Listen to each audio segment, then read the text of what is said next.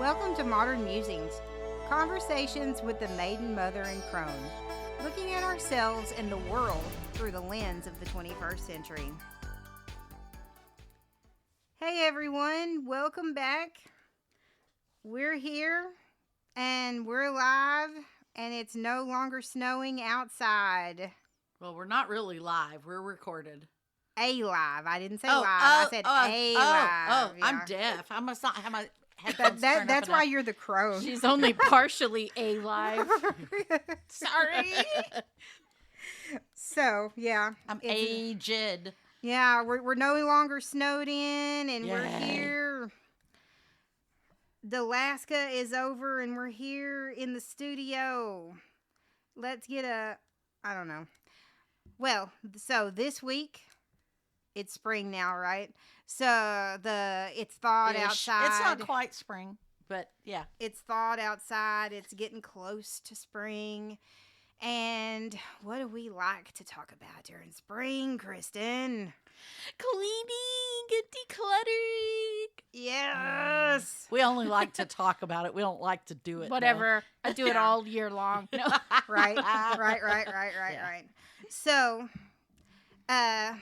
during like all of those days where I was literally frozen in my house because the gate would not open for 5 days, I did a lot of cleaning.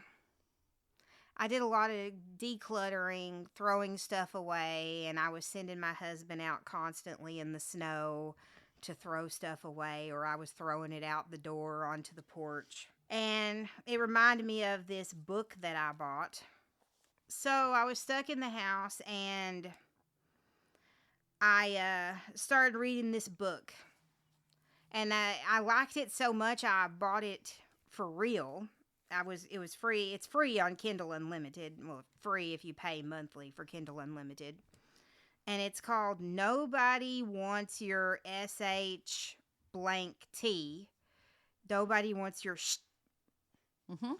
The Art of Decluttering Before You Die. Yep. So, what this book is, it is written by a lady called, it's a parody book. So if you're fans of cleaning and decluttering videos, it's written by a lady named Messy Condo. Yeah. All the cleaners and declutterers know who that's in reference to. I think. Yep. Yeah, so it's kind of it's a funny way to look at Swedish death cleaning. That's basically like the core of this book is the art of Swedish death cleaning. So why don't you tell us what Swedish death cleaning is for the uninitiated? Mm-hmm. So Swedish death cleaning is the process of gradually cleaning over time so your loved ones don't have to do it after you die. Yes. So, I highly recommend it. Yeah. So it's well, you know, and this kind of hits close to my heart because everybody knows that my parents died and my grandmother died and left me with 3 households worth of S blank. Yeah. I'm in a very similar situation. Yeah. So yeah. I have been death cleaning for years now, I think. Yeah. And recently, last year, and I believe I've talked about this on the podcast in past episodes, we put my grandma's house on the market, and my cousins and I went through her house and her storage unit. And I want to tell you, and I probably mentioned this before, my grandmother and my mother, because she's my grandmother's daughter, kept everything. Every bill, receipt. You never know when you're going to need it. Her desk was stocked full of bills, years and years and years worth of bills. Mm-hmm. And stuff that and useless trash even tucked away that we just had to get rid of and throw away. And then We tackled her storage unit, and it was like covered in all kinds of different feces of, things, different critters that had been out in there, and a skunk had died in there, and we just took it all to the dump. And my cousin was like holding stuff back. She's like, "No, Amber, you're going to want this, blah, blah, blah." And I'm like, "Just do it. Rip the Band-Aid clean. Just do it. Put it on the truck. Take it to the dump." Mm-hmm. And, that's just kind of how you have to be when a loved one dies. Yeah. You can't really do the Marie Kondo thing and stand in front of everything and be like, "Does this bring me joy?"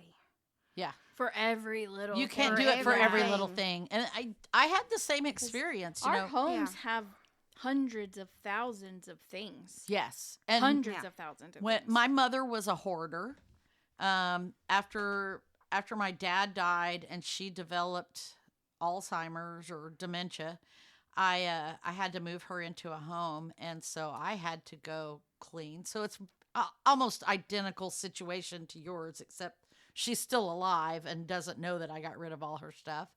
But we started out going through every single thing in that house. I mean, literally opening every drawer, looking at every single piece of paper, because you never know. It could have been stored anywhere, anything. And we still haven't found her marriage license, which we know she had. It was stuffed somewhere, and we don't know where it went, So it was such a mess that I finally just gave up and called. We took the stuff that we knew we wanted or we knew we had to keep for whatever, legal documents or whatever. And I called out a 1-800 junk or something like that. Yeah.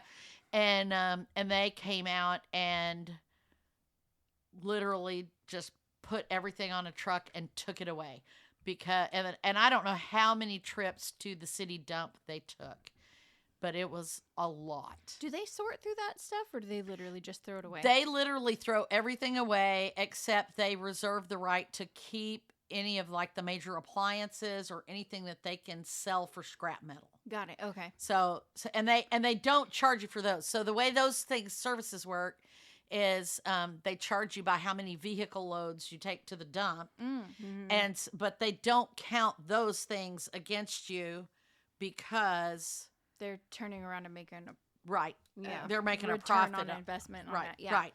So I'm pretty sure I spent about $700 or $800. So $7 That's or not $8. bad.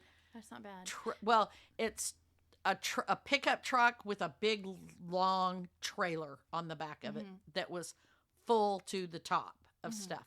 And this is after we picked through and took the things that we wanted. Yeah. I have a friend who, after a divorce, that they weren't like in the same, they weren't seeing each other at the same location at the same time as they were moving their things. And so he took his things and she took hers, and there was a large sum of the stuff that was left behind. And she actually paid a service like that, and they came and just, because it was too much emotionally. So it is. Even sometimes it's not even just like when someone passes away or becomes unable to maintain their things, but that stuff is there. So much stuff, to the point where she was just like, I can't even process all of this stuff, and I have the essentials. I don't want to take all this other stuff with me.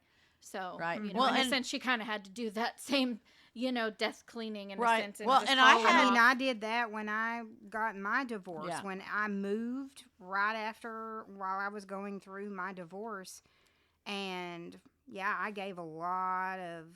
threw a lot of his stuff away. I gave a lot of stuff away. I left a lot of stuff.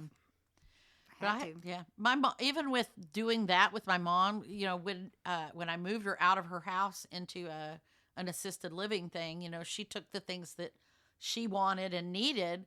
And then later I had to move her into a nursing home where she couldn't take those things. So I still have a garage full of stuff of hers that I've been trying to go through. Yeah. And then my sister had passed away about 7 months, no, almost a year after my dad passed away. And so my niece, we've talked about Ashley, and she's been on the podcast before. She moved in with me, but she took a lot of her mother's things that she wanted to keep, and they were in my garage for a long, long time too. So, and then my husband died, and I'm still going through his stuff. So, isn't it weird how we just like carry it? I don't know, we just carry it all, and that's like why emotional baggage. How many years did I have those storage units of I my know. parents? And yeah, $20,000 in storage Mark units. died over 2 years ago, and I still have some of his clothes in the closet because it's overwhelming to someone to clean out those things that belong to your loved one.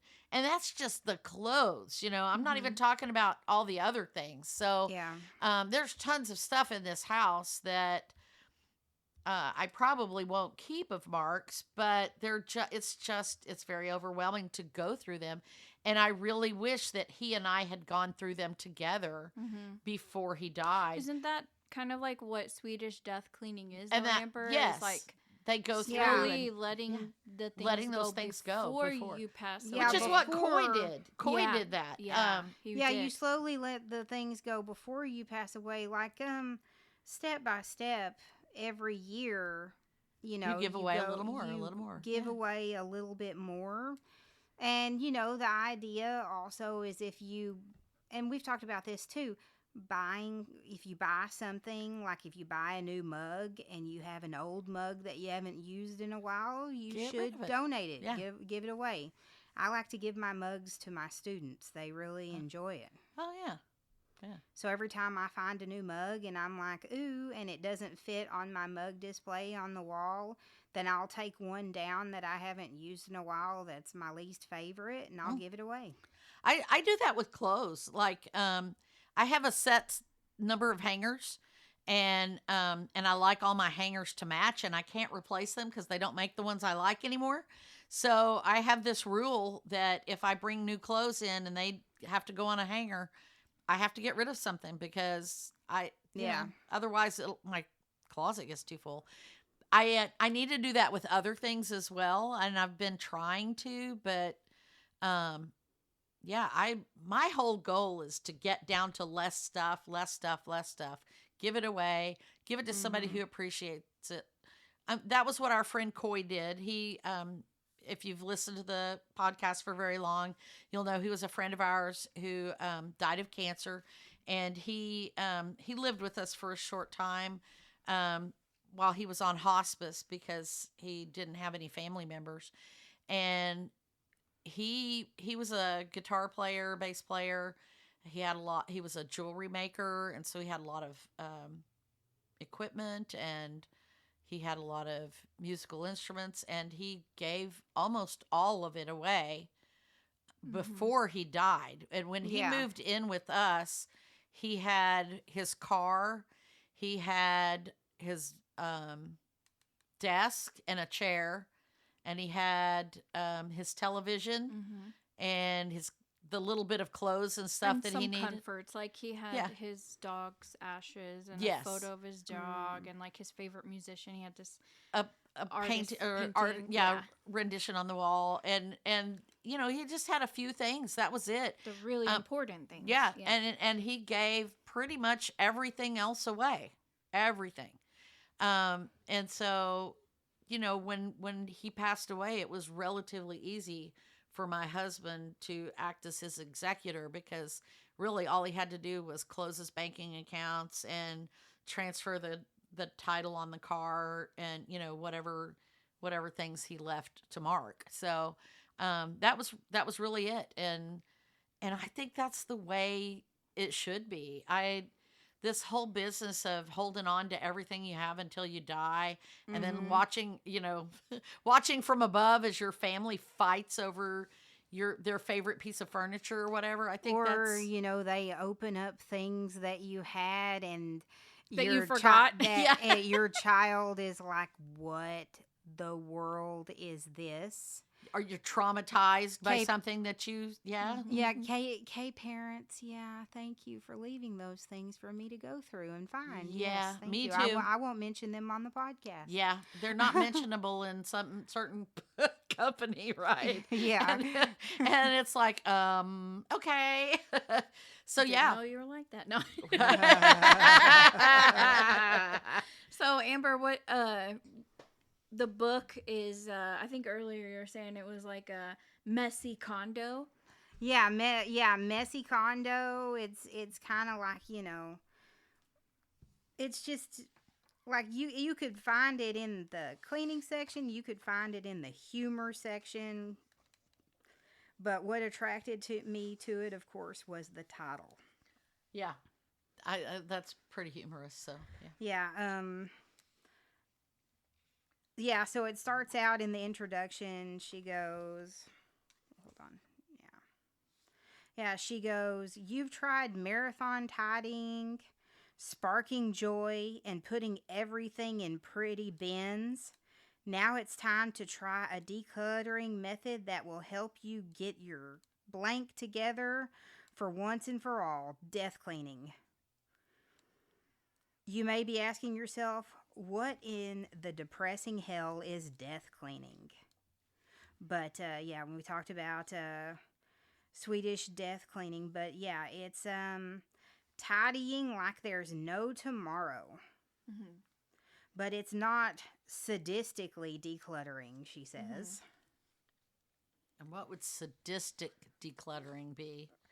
I don't know. Maybe I foisting things off on your children that you know they don't want either. With guilt. I think that's one of Oh, the. that I think that's is. the idea, because she's saying nobody wants your stuff, Right. and Yeah. so the whole premise of Swedish death cleaning is that you're actually taking the things that you've been holding on to because they mean stuff, and actually giving them now to the people who would use them Yes. Mhm. and cherish them And- now and- right. versus But you waiting also have to honor your own kids' wishes. You ask your children, "Do you want this when I die?" Well, that's what I'm or saying. or But whatever, yes, you know. So the idea of Swedish death cleaning is saying, like, hey, I have all of these Barbies that I saved from when you were a teenager in my hope chest. Now, they're collecting dust. I'm saving them because I thought you might want them. Right. And the whole idea is, instead of saving them and letting them collect dust, like, just actually giving them to that person. Or asking them if Mhm. they even want them. Well, and that's the thing, is that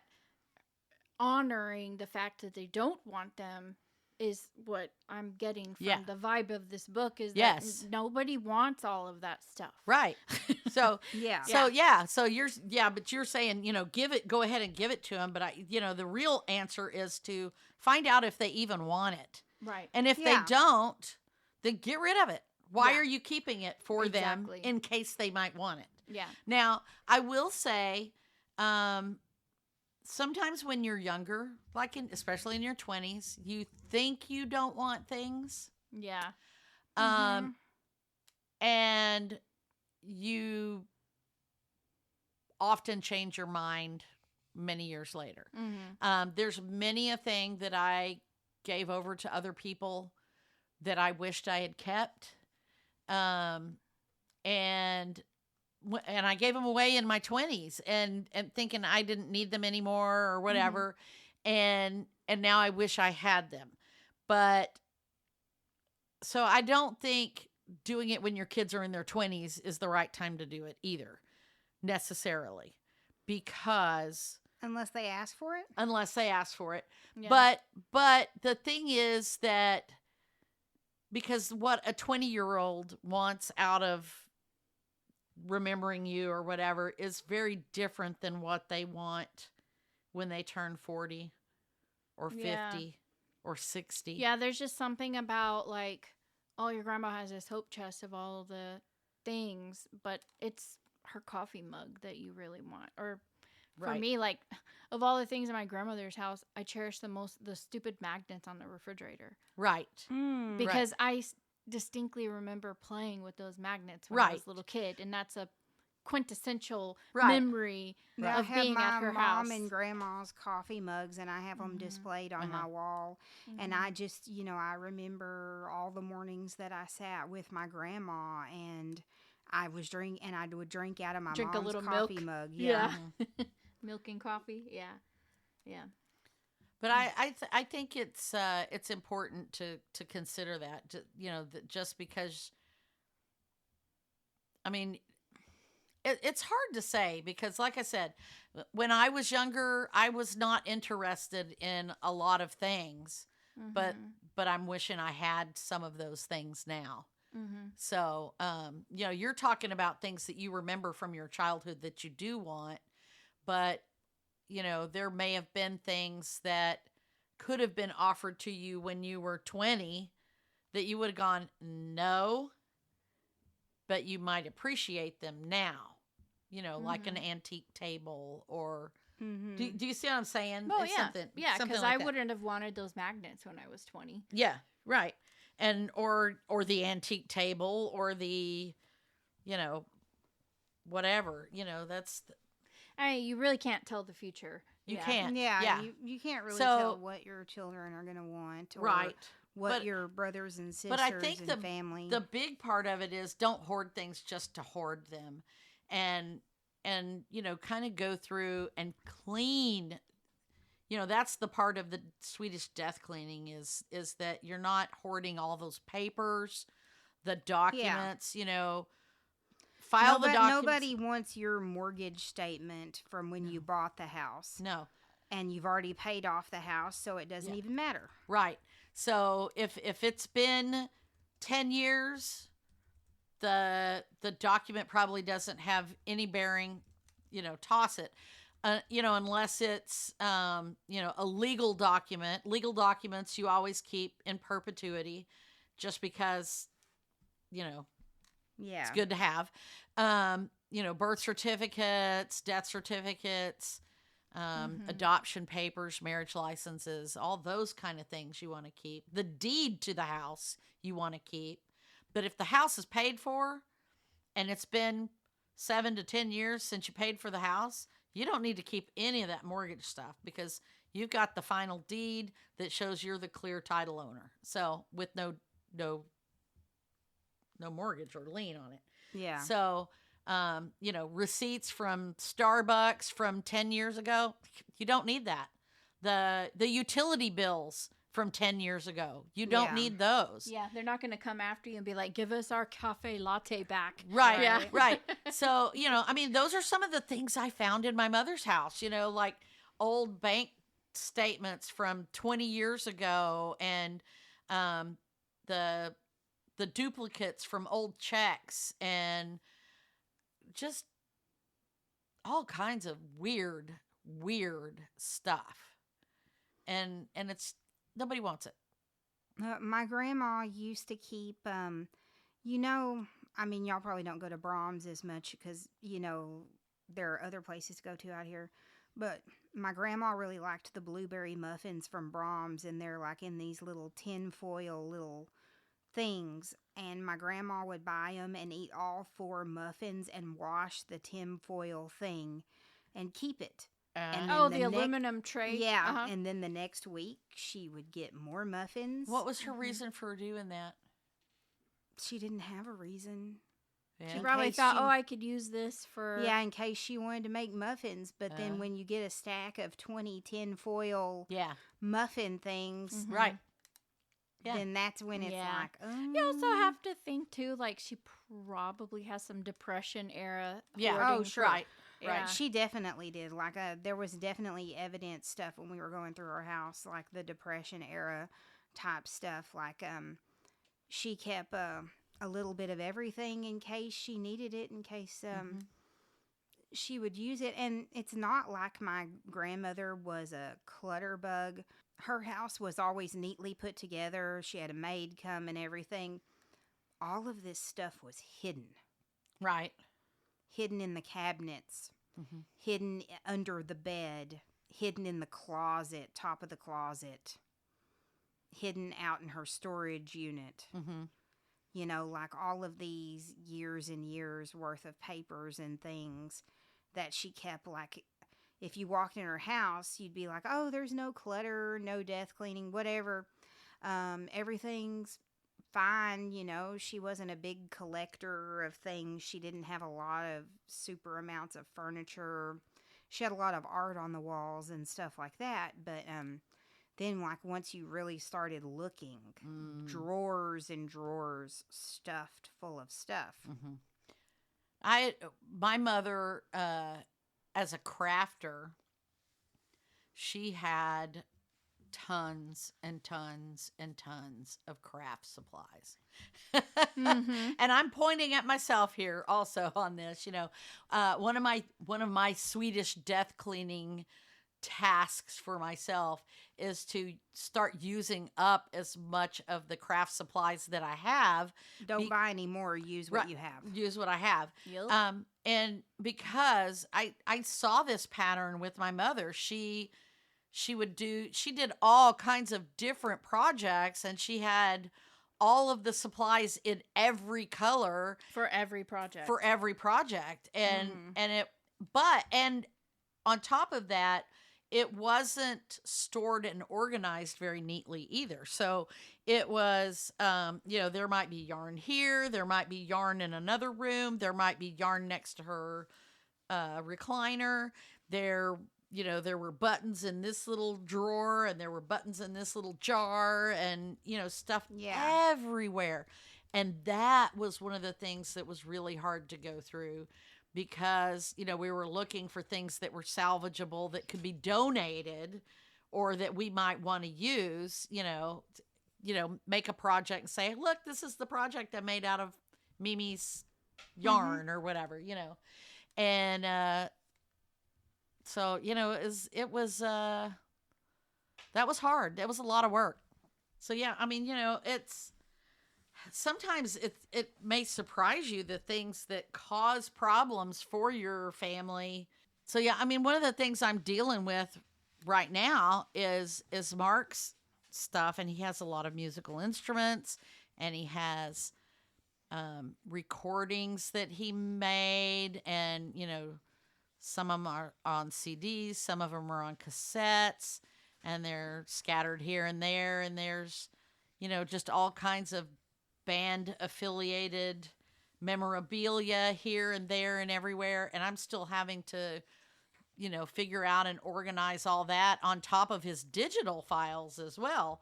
Leaving a digital mess on your computer can be just as daunting, for your family to try to figure out, what files to keep, what files to get rid of, where are all your photos stored, things oh my gosh, like that. I just thought about that. Nowadays, like, when grandma passes away, we get like a shoebox and some photo albums of pictures.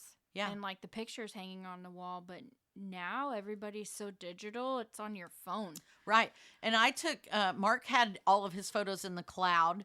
So it has taken me 2+ years to get a hard drive and get all of his stuff downloaded from the cloud.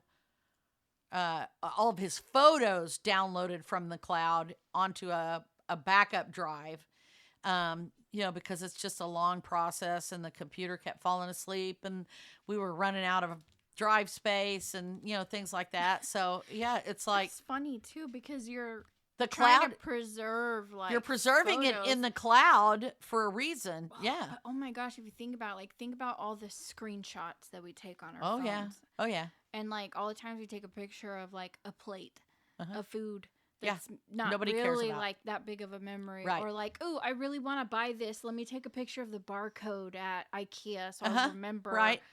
And it's like, now your family's, like, sifting, trying to find Right. photos of precious memories. But through all at the garbage same time, photos. if they're only on your phone or in the cloud, they may not have access to them, because when you die, they may not be able to open your files. Yeah. They may not be able to get into your iCloud account. And if you don't keep paying for that iCloud storage space, those files go away.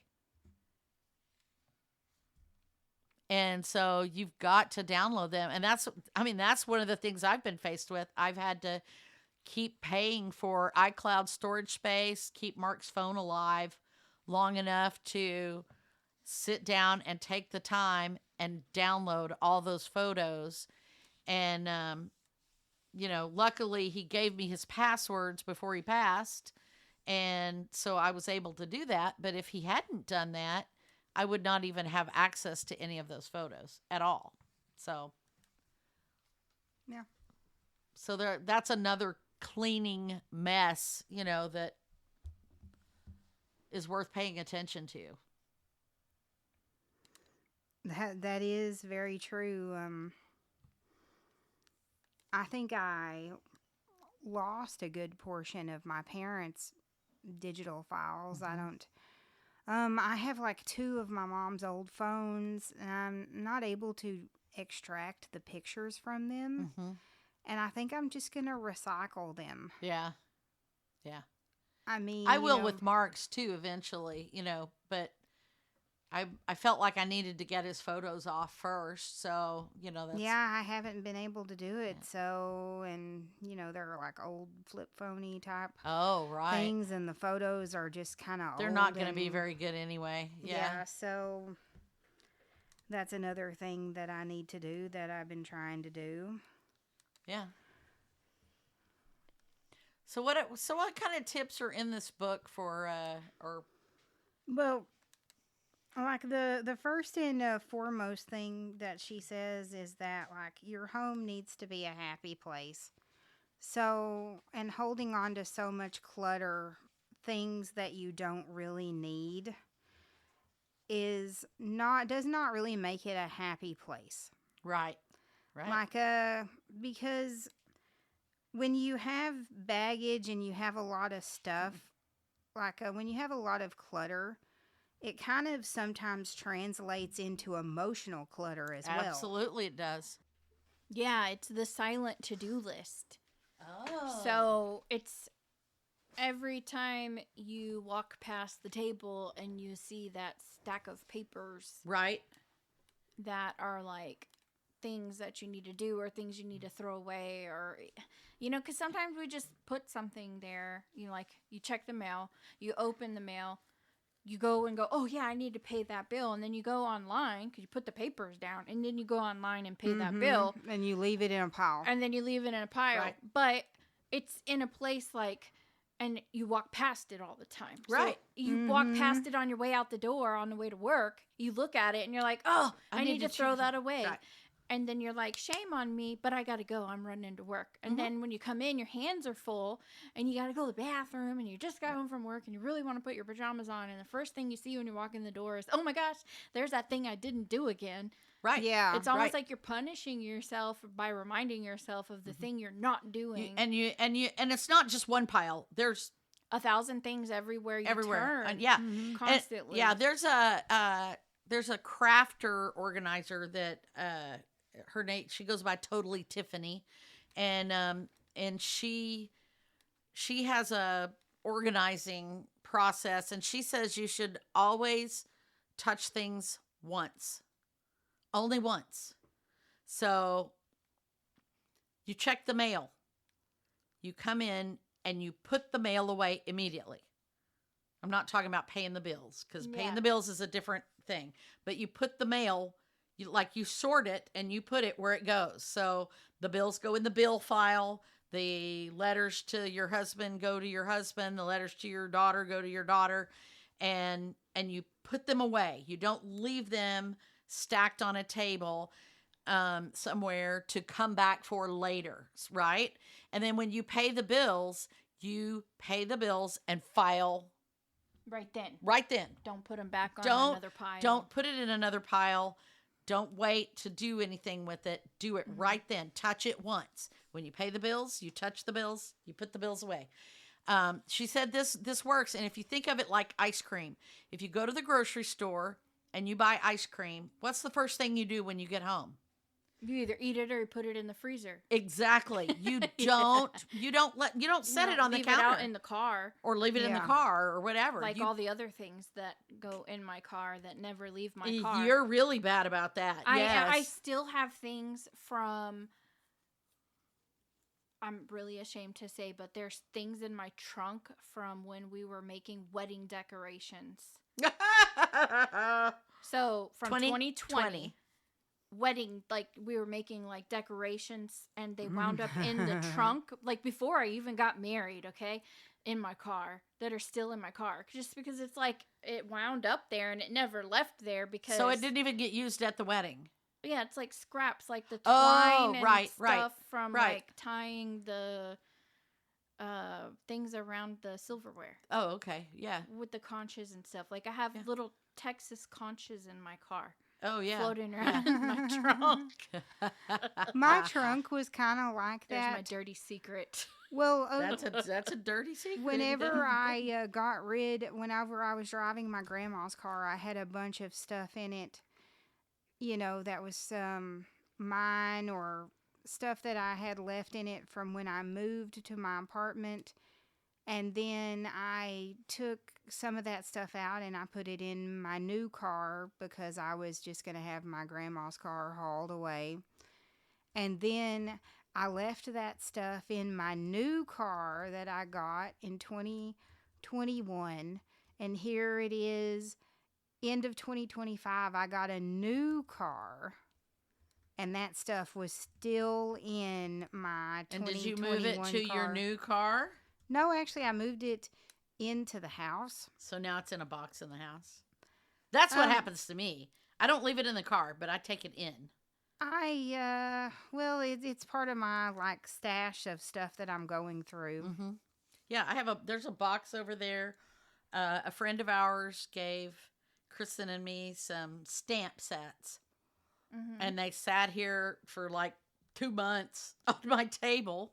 And then finally, Kristen and I went through them and picked out which ones we were going to keep. And I put mine in a box, and it's still sitting over there. And the ones that we decided we weren't going to keep are still sitting right They're still there. sitting there. Well, those are for Christina. I'm going to give those to her. They have a purpose, but they do still, have a purpose. Like, but I haven't seen her, so yeah. Honestly, this is something that one of my friends who has ADD said. And so maybe for like people who are not like the neurodivergent or ADD type don't experience this. And maybe you guys can relate. And maybe just more people relate to it now just because life is so heavy. But everything we do is like steps, right? So like you just talked about checking the mail. For just like a normal person, just go and check the mail. They open the mailbox and there's some junk and they throw it in the trash. They open their bill. They go, oh yeah, I need to pay my bill. They pay their bill and then they go back to their lives. But for me, like how you listed that, it was like step 1, step 2, step 3, step 4, step 5. And it was like, oh my gosh, this is why I don't ever go check the mail because it's so daunting. And then I go out there and there's 50 envelopes. There's so much stuff. There's like 4 different people who don't even live in my house's mail, and I got to write return to sender on all of those, and then stick them back in the mailbox because it's illegal for me to even put it in my house. And then, it's like, like the weight of everything gives me anxiety. It's like, well, and it's there's not, all this I don't think it's illegal to put it in your house. I know, but it's like I get more mail for other people, and so it's like, it's a step. Like, otherwise, it just keeps filling up my mailbox if I don't put anything on it. Right, it just stays there. I can't throw it away. That would be illegal. Yes. So, it's like everything has a step. And my friend said that. She was like, for people with ADD, everything has like multitask. Like all these little tasks. It's not just like pay the bills. The bill. It's like open the bill, read the bill, go find your password because you're locked out again, and then going to do this and then doing that, and then it's this. Oh, now I can't find the charger for my laptop, and I can't log in, and all these tasks. And so sometimes even like those little things, like you're saying, like the stamps. It's not that simple. Sometimes someone off burdens something on you, right? And you're grateful because it's like, sweet, I got all these new stamps, but now I also have to store them. How do I figure out how to store them? And then they also feel that release of letting go of something. Right. But now you also have that burden of, wow, I've got all these things. And that's back to that thing about don't just give away, don't randomly, what did you call it? There was something about don't giving or something. There was a word that you used at the beginning. Not Mary Condoing your way out of life. No, Right. it was like not relentless or not relentless. Oh, it started with an S. Savage. Oh, sadistic. Sadistic. Yeah. So sadistic inflicting cleaning. your pain on somebody else. Yeah. Just giving them your stuff. Here, take this. Yeah. I don't want it anymore. And then they're faced with it, which has happened to me too. My mother did that to me. Oh my gosh, she did that to me one time. She literally gave me a box and there was like trash. Oh, I in know. it. And I was like, thanks. Like, I get to my throw mom your did trash that to away. me all the time. Yeah, and it's like, but they unburdened themselves by giving you something they no longer wanted without, But they didn't want to throw it away. And that's literally what my grandma said when she gave me that box of stuff. She was like, I couldn't just throw this away. Well, and that's Do where you want any of it? Here and you go. that's where the You can Marie throw the rest of it away. Kondo. I think it's Marie Kondo that does the method where it's like things to keep, things to donate, things to throw away, or things to keep, things to sell. Yeah. And so, or you could do that for things to keep, things to donate, things to sell, things to go away. So the Are they color coded boxes? Yeah, I think. Yeah, she usually Yeah, has like she makes a comment in here about color coded boxes. Oh, yeah. Like, you don't need those color coded Well, boxes. they don't have to be color coded boxes, but that's the thing is when you're death cleaning or whatever, look at your thing and just because you don't want to keep it doesn't mean somebody else in your family wants it. So don't, unless they want it, ask them. And if they say no, then find someone else to give it to or sell it. Yeah. I think the coolest thing that you've done, which really helped because you got to give things away and everyone got the choice and it never crossed the threshold of my house unless it chose for it to. Yes. Was you had cleaned out your garage or storage shed or whatever, and then there was like this giant pile of stuff. And you were like, come go through this stuff, pick out whatever it is that you want, right? Yeah. And it was like, it was going through memory lane because I got to look at a bunch of things that I was like, oh, yay, my old stuffed animals and a bunch of books and toys and stuff from my childhood that I totally forgot about. Uh-huh. And when I saw them again, I was like, yay. But then I was also like, I really don't want these. But there was no like guilt trip of keeping it. And it didn't get dumped, on my porch for me to go, well, crap, now I have to throw this stuff away. Mm-hmm. I or literally display it so my mother doesn't get offended. Upset. Yeah. Right. So I ended up picking the things that I wanted. And I ended up leaving them in my car. And then I came back to it. I didn't take the stuff into my house until like a month later. And then I was like, you know what? I don't want half of this stuff either. Yeah. Because I think in the moment I was like, oh, I want this. But then I realized, you know what? I kind of don't really want these things. Right. Because it was just some old stuffed animals and stuff. And some of it I ended up keeping. And then some of it I was like, okay, it's in my trunk. It's ready to go. And I donated it. And I didn't feel bad about giving it to you. I saved it for you for all these things. And I let you choose the things that you wanted to keep. Yeah. Now, I will say there's a couple of things of your brother's that he told me he didn't want. Mm-hmm. And I haven't gotten rid of them. Yeah.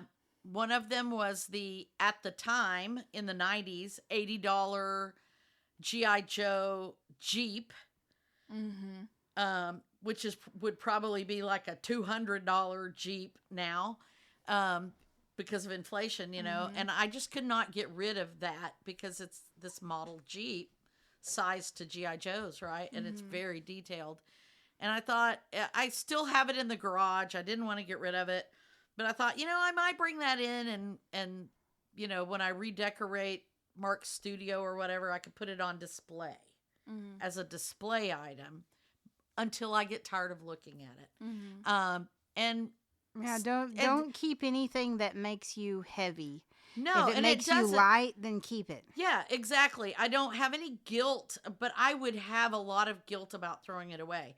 But I really enjoy it. I like looking at it. So I'm thinking I might keep it. And also it goes back to that thing where when I asked him about that stuff, he was, you know, 29, 30. He doesn't have any children. Um, he doesn't have a house of his own.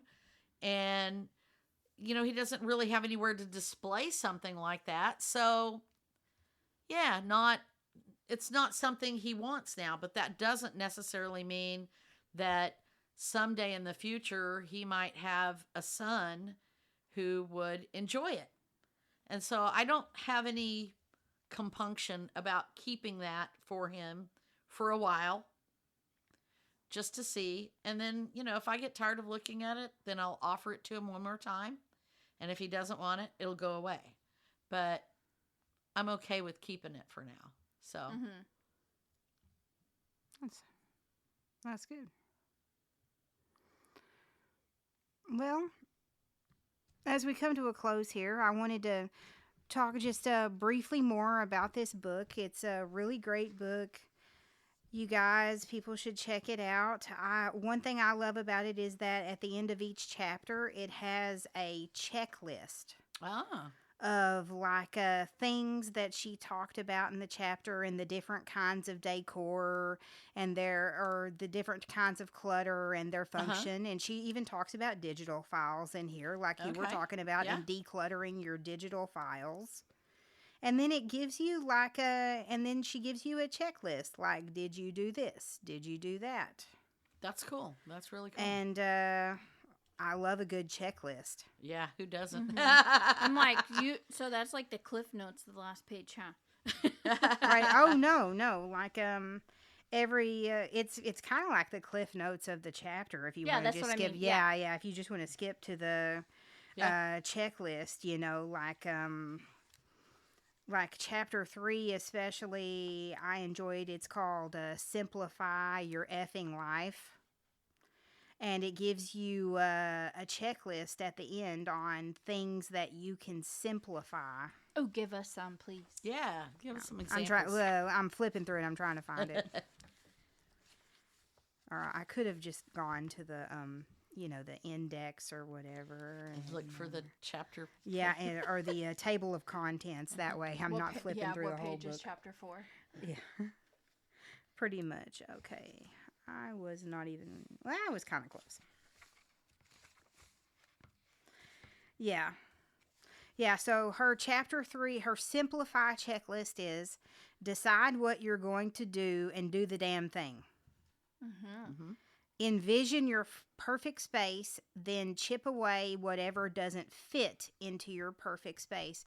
So if you have an idea of how you want your bookshelf to look and you have like 50 things on that bookshelf that have nothing to do with the bookshelf, then start chipping away at them. Figure out which places to take your stuff before you start, kind of like the box rule. Yeah. Realize that most things aren't worth the time it would take to sell them. And that is something that I have learned over the years in like my antique flipping business and everything like that. Sometimes it's just not worth the trip to sell it. Yeah. Let's see. Make sure the people you ask for help are actually helpful. Build up your muscles and start small. So do things in a small way first before you go to big things. Right. Decide on your criteria for the keepers, then try not to talk yourself out of it. So if you have a criteria, I'm only going to keep things that are in this category. Don't talk yourself out of it when you come to other things. Oh, yeah. Don't break your own boundaries. Yeah. Right. Yeah, don't break your rules. That's the first rule of self-respect. Yeah.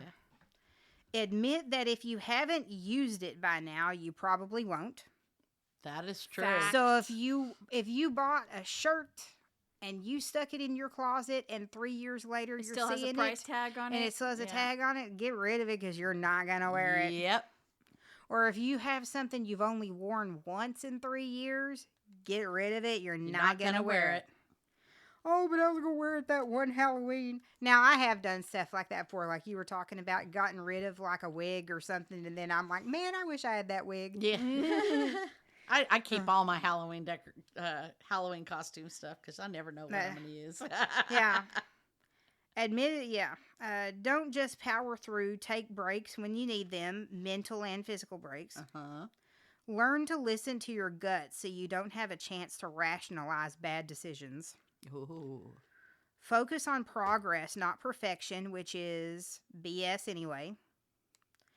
Don't dig into the sentimental stuff until you're Don't dig into the sentimental stuff until you're a decision-making ninja.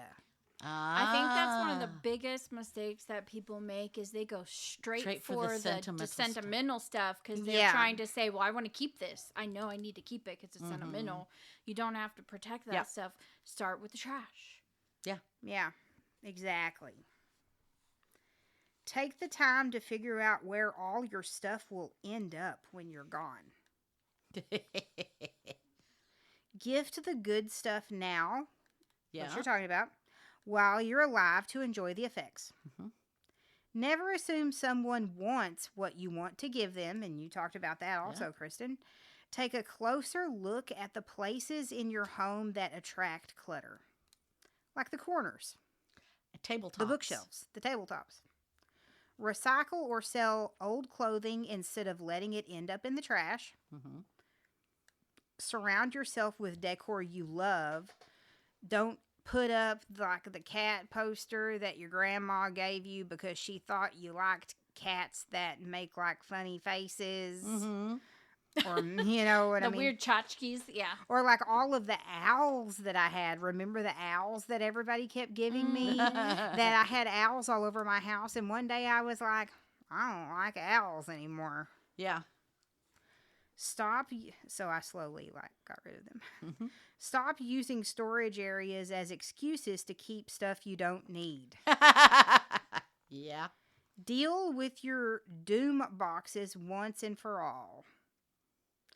Stop treating your attic like it's a museum. Stop acting like you live in the digital age and streamline your home. Act like you live in the digital age and streamline your home office. Clean out your medicine cabinet without poisoning any fish. That's one thing I did do over the ice as well, is clean that stuff out. Yeah. Clear out all those complicated recipes you can't be bothered to make. Like that time, remember I was going to make my own recipe book with all of these complicated recipes that I got from magazines and all that stuff still in a box? Mm-hmm. I have tossed it. So many recipes. Wow. You know what? And you don't miss any of them because you never created them. I never cooked them. They're all still out there somewhere. Yeah. Clear out all of those complicated recipes you can't be bothered. Yeah, I already said that.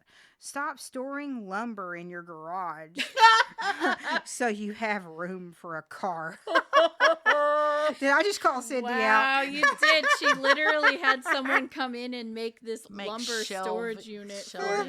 Hey, you have that shelving too, but you don't have any lumber on yours. So. No. And you didn't build it. But no. Came with my house. Yep. Avoid having yard sales at all costs unless someone else is doing the heavy lifting. Prioritize happiness and not other people's opinions. I like that. That is like number one right there. That's a good way to end it right there. Like, prioritize your happiness. And I know that's a Marie Kondo, like, does this make me happy? But, like, does all this clutter around your house make you happy? Do all of those pills from 5 years ago that you didn't want to get rid of because you were afraid that you might need, like, a pain medicine that they're going to, like, not give it to you or something, that it doesn't even really work to its full potential anymore. Right. Is Yeah. that Right. like what you need in your life right now? Mm-hmm. Listeners, And I'm don't- talking to y'all. And don't flush it down the toilet. Don't Because you're killing the fish. Safely Safely get rid of it, dispose of yeah. it either at a pharmacy or at a community. Yeah, find the shortest, what do they say, the easiest path of least resistance, Right. so that you can easily let go of things. Mhm. If you Right. put a lot of circumstantial like rules around how you let go of things, it makes it harder. Right. Yeah. So find the easiest way to get rid of something. Well, with that caveat, don't flush it down the toilet though, because you're Yes, poisoning the water exactly. system. I'm just saying, just go Yeah. online and look and see what the easiest way to do something is. Right, But don't right. start decluttering it until you're ready to actually And like well, touch like it you said, once. know where it's going to go. Right. Before have you, to know go where it's and gonna go. declutter it, because otherwise you're just going to have a box full of pills That you in don't the know what to- corner of right. the room. Right. And now they're more decluttered because they're not in the medicine cabinet. They're in a Right. box on Right. the floor. Mhm. Yeah. But there's usually the communities have a prescription medicine drop offs or something like that. You can do the research and find that, but do it before you do the decluttering. Yeah. Yeah. But yeah, I tell you, this book was a kick in the butt that I needed over that ice break. I had like a box of stuff in my bedroom that I have been putting off going through, which was all of my jewelry. And I bought a nice big jewelry cabinet to put it in. I've just been putting off going through all my jewelry. Wow. And I had that was in that box, plus some other things that have been in my bedroom for about 6 months, maybe more. And finally, like, I can walk through my bedroom now and I can breathe easily because that thing is gone. I got rid of like old teaching notebooks because everything's digital now, like they were talking about. I had like books and books full of lesson plan printed out things. They're all digitized. I don't need hard copies. I think I was saving them for the apocalypse or the Depression era or something like that, when they get rid of computers in classrooms again, and I'm going to need that worksheet that I made 20 years ago. Right. Yeah. Yeah. So, guys, hit us up and let us know, how do you declutter? Right. Or do you? Yeah. Do you need to? Yeah, maybe we could put a poll up on our Facebook group. Check us out, MMC Chat. Check out our polls or heard it on the podcast. We're going to link this book. But like I said, if you have Kindle Unlimited, you can get it really easily. But if you get it in person, it's a cute little hardback book with checklists that you like to check off. That's fun. Yeah. That's really cool. Yeah. So what are we talking about next week, guys? Next week, we're talking about what feminism is and pick-me personality. Sounds good. Sounds interesting. Okay, guys, we'll talk to you next week. Bye. Bye.